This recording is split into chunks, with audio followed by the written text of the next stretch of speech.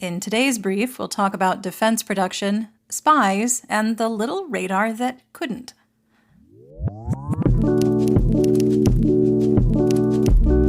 I'm Linnea, and today is Monday, October 2nd, 2023. You're listening to the Ukraine War Brief podcast, where we bring you up to speed on the war in Ukraine in about 20 minutes or less. Before we get started, yesterday was Defenders' Day in Ukraine, a holiday honoring veterans and fallen members of the Ukrainian armed forces. From those of us here at the brief, Slava Ukraini, and thank you to the Ukrainian defenders who are restoring the territorial integrity of your amazing country. Continue to be unbreakable. Yewleea and Rob are visiting a military hospital in Vinnytsia, near Lviv. Many thanks to Vika, Alisa, and the Nezkoreni Fund for making it possible. We're raising money to buy pillows for the soldiers in the hospital. If you'd like to contribute, check out the links down in the description. Yewleea has also asked me to include a special shout-out to our new Irish friend. We wish you a speedy recovery and many Molotov socks. Next time we see you, we'll bring t-shirts. And now the news from the front. The General Staff of the Armed Forces of Ukraine, or GSAFU, reported that Russian losses on Saturday included 11 tanks, 7 armored combat vehicles, or ACVs, 30 artillery systems, 2 multiple launch rocket systems, or MLRS, an anti-aircraft system, 30 unmanned aerial vehicles, called UAVs, or drones, and 470 personnel.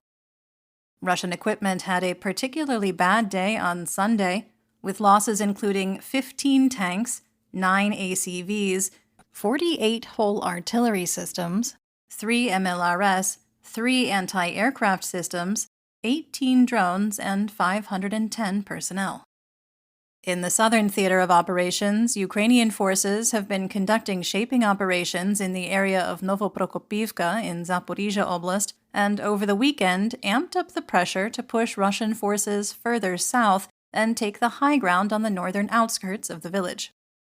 In the Black Sea, Chief of the Romanian General Staff, General Daniel Petrescu, reported that Russia is jamming communications of ships in Romanian territorial waters, putting them at risk of collisions. Even so, 5 more cargo ships are taking advantage of the new humanitarian corridor opened to enable export from Ukrainian ports after Russia unilaterally withdrew from the Black Sea Grain Initiative and threatened a de facto blockade. 3 cargo vessels left Ukrainian ports on Sunday, loaded up and heading to the Bosporus. On the home front, the first International Forum of Defense Industries, or DFNC-1, was held in Kyiv on Friday. Jointly organized by the Ministry of Strategic Industries, the Ministry of Defense, and the Ministry of Foreign Affairs, DFNC-1 hosted 252 companies that produce a range of weapons, military equipment, and defense systems from over 30 countries. According to Minister of Foreign Affairs Dmytro Kuleba, quote, "An important part of the forum was the creation of the Alliance of Defense Industries, which can be joined by any manufacturer of weapons and military equipment from around the world." End quote. Kuleba noted that by the end of DFNC-1, 38 companies from 19 different countries had joined the alliance. Ukraine reportedly entered into agreements with 20 different foreign partners at the event for the manufacturing of drones, manufacturing and repair of armored vehicles, and ammunition, with formats of cooperation including joint production, technology exchange, and supply of components. Kuleba also noted that several African countries are interested in buying Ukrainian weapons and establishing Ukrainian manufacturing plants within their borders, saying that as a geographic region, Africa is one of Ukrainian defense contractors' top customers.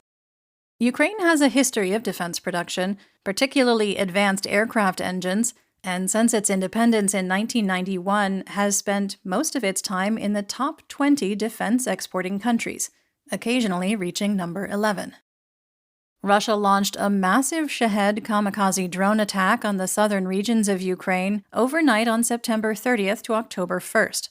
Operational Command South reported that air defenses managed to bring down 20 Shaheds over Vinnytsia Oblast, with some getting through and striking infrastructure in Kalanivka. 6 more Shaheds were shot down over Odessa Oblast, and 4 over Mykolaiv Oblast. Speaking of drones, let's talk about the Russian Federation. Russian President/dictator Vladimir Putin has tapped retired Colonel Andrei Sydoy Troshev, former commander and chief of staff of Private Military Company or PMC Wagner Group, to lead Russian volunteer battalions in Ukraine. Troshev fought in the Soviet armed forces in Afghanistan and with the Russian armed forces in the Second Chechen War, and managed Wagner troops during Russia's so-called intervention in Syria. A Ukrainian drone destroyed a Russian Kasta radar station in Kursk Oblast. Fun fact, Russia had boasted that the Kasta radar system could detect stealth aircraft. Detecting drones probably would have been more useful. An anonymous source in Ukraine's security service, or SBU, told Ukrainian media outlet Liga.net that the radar was taken out on the 28th, possibly enabling the strike on the power station in Kursk the following day. The SBU has reportedly established that Russian special forces were involved in bombings of the supply depot in Svatova in Luhansk Oblast back in 2015. According to SBU spokesman Artem Dekhtiarenko, interrogation of a captured so-called Luhansk People's Republic combatant resulted in intelligence on the involvement of Russian Special Operations Forces in the attack. Dekhtiarenko added, quote, "Later, the SBU managed to infiltrate the ranks of the Russian Federation's Special Operations Forces through an agent. We eventually received intelligence on the members, structure, and peculiarities of this organization. Our agent helped document many of the group's crimes. Unfortunately, he was killed while performing further tasks." End quote. Governor of Bryansk Oblast, Alexander Bogomaz, reported that there was a disruption in the power supply due to an alleged attack by Ukraine in the settlement of Pagar. No further information was available at the time of recording. According to the Institute for the Study of War, or ISW, the Russian government announced that the semi-annual conscription cycle would start on October 1st, and will reportedly include the illegally annexed Ukrainian territories in Luhansk, Donetsk, Zaporizhia, and Kherson oblasts, as well as Crimea. Putin signed a decree on September 29th stating that the Russian military will conscript 130,000 personnel between October and December 2023. For reference, the spring 2023 cycle saw 147,000 new conscripts. The ISW also reported that the Russian Federal Security Service, or FSB, is likely supporting amendments to a Russian State Duma bill that would expand the agency's ability to surveil users of Russian internet, banking, and telecom companies, allowing Russian law enforcement agencies to remotely access and even edit and delete information in databases belonging to Russian private businesses. While the Duma alleges it is proposing the amendments in order to protect the personal data of Russian judges, FSB employees, and police from leaks, it's also likely an attempt to beef up surveillance measures over the population in Russia and the occupied territories of Ukraine. It's unclear how this would affect information security in other countries that utilize the services of those Russian internet, banking, and telecom companies. Deputy head of Russia's Security Council Dmitry Medvedev once again said too much, declaring, quote, "The special military operation will continue until Kyiv's Nazi regime is annihilated and historically Russian territories are liberated from the enemy. Victory will be ours. More new territories will become part of Russia." End quote. Quick sidebar to address a few things. First, even Yevgeny Prigozhin, PMC Wagner's former and now deceased leader, debunked the Kremlin narrative about Nazis in Ukraine. Second, it was less than 2 months ago that Kremlin spokesperson Dmitry Peskov said that Russia doesn't want more Ukrainian territory, beyond the 4 oblasts and Crimea that it has already occupied and illegally annexed. Third, the historical territories claim doesn't really hold water when you're an imperialist nation that has invaded and occupied every single one of your neighbors' sovereign territory. Ukrainska Pravda, citing sources in the Ukrainian intelligence services, reported that Ukrainian forces successfully struck a helicopter base in Sochi and an aircraft factory in Smolensk with drones yesterday. It's unclear what the extent of the damage is at this time. Ukraine's Want to Live project and surrender hotline have apparently been busy. Main Intelligence Directorate spokesperson Andriy Yusov announced in a press conference that a Russian career military officer was recruited as a double agent after contacting the Ukrainian side via the Want to Live project. Starting in June 2023, Russian Lieutenant Danila Alfierov actively cooperated with Ukrainian intelligence and defense forces and was able to convince 11 Russian servicemen to surrender and transferred them in multiple batches to the AFU as prisoners of war. Alfierov was himself extracted by Ukrainian Special Operation Forces when his life was threatened and was safely processed as a prisoner of war. Leaked Russian finance documents suggest that the country's 2024 defense budget will increase by 68% from the 2023 budget to $112 billion. That's around 6% of the Russian GDP and 30% of total government spending. The UK Ministry of Defence Intelligence remarked on the increase, quote, "It is highly likely that Russia can support this level of defense spending through 2024, but only at the expense of the wider economy. These figures suggest that Russia is preparing for multiple further years of fighting in Ukraine." End quote. Last week, Russian Minister of Defense and Pretend General Sergei Shoigu suggested that he was prepared for the war to continue into 2025.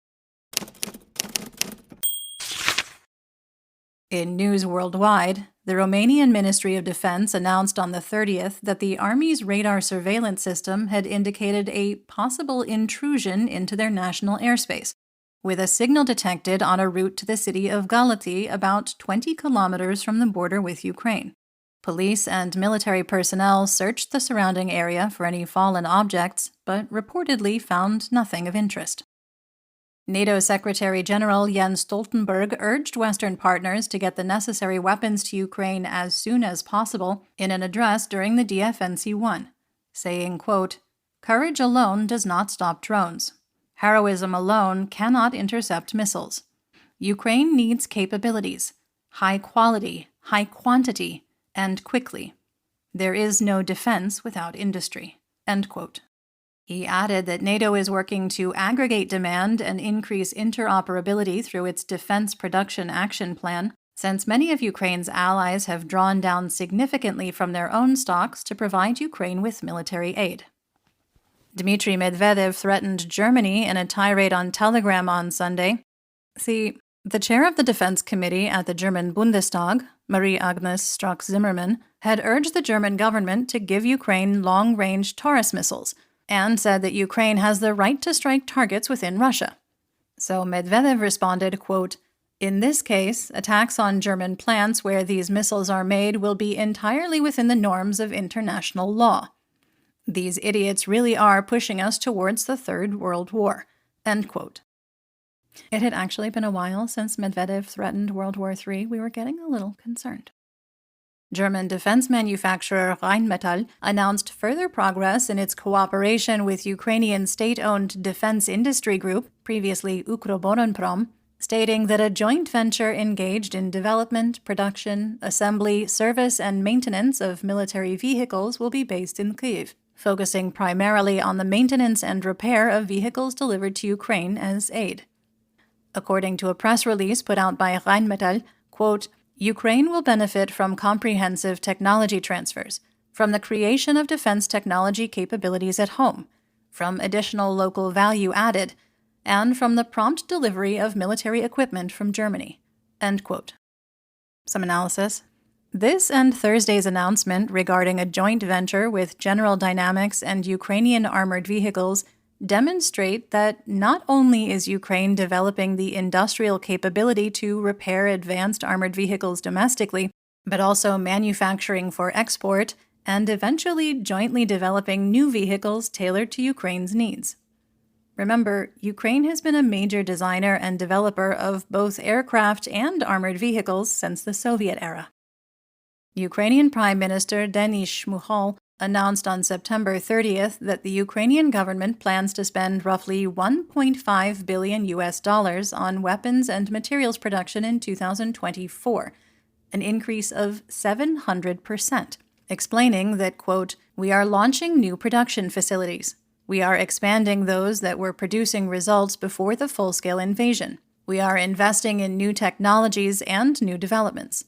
We are ready to help everyone who produces high-quality weapons for our army." End quote. At the DFNC-1, Ukrainian President Volodymyr Zelensky remarked on the incredible capabilities of Ukrainian defense development, noting that Ukraine is, in fact, creating the world's first fleet of naval drones capable of rendering the Russian Navy ineffective. Turkish company Baykar, the manufacturer of Bayraktar TB2 drones, is investing $100 million into 3 facilities in Ukraine, including the new construction of a drone production plant that is expected to be completed in 2025.